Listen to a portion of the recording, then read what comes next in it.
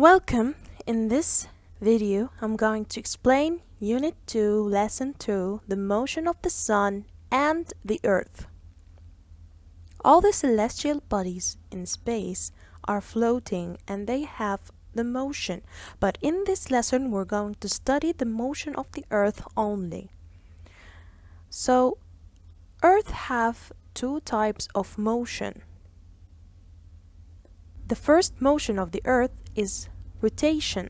Rotation is the movement of the Earth on its axis, as you can see. The second motion is the movement of the Earth around the Sun in a fixed path or orbit, which is called revolution. Let's see the first motion closely. So, the first motion of the Earth is the rotation of the Earth around itself. As you can see in the picture, the Earth consists of two hemispheres. The first one is called Northern Hemisphere, which lies and located in the north part of the Earth, while the Southern Hemisphere, which is the second hemisphere, is located in the south part of the Earth. Now, you can see that there is part of the Earth facing the sunlight and part of the Earth is dark. The side of the Earth that faces the Sun during this rotation becomes bright, which we can say they have the morning or the day, while the other side becomes dark. They have the night. So the rotation of the Earth around its axis can cause the sequence of day and night. Let's see how that happens.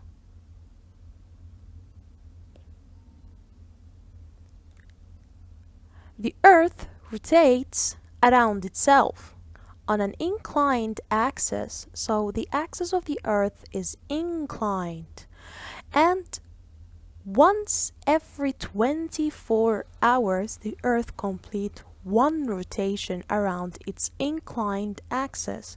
So it takes one day for the Earth to completely rotate one rotation around itself.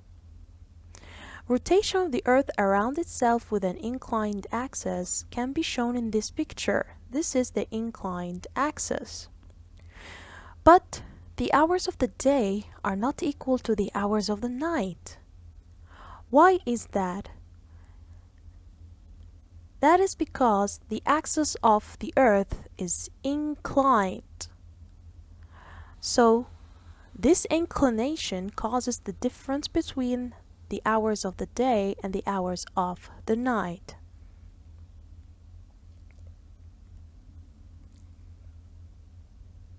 Let's see the next activity to explain more further around the sequence of the day and night.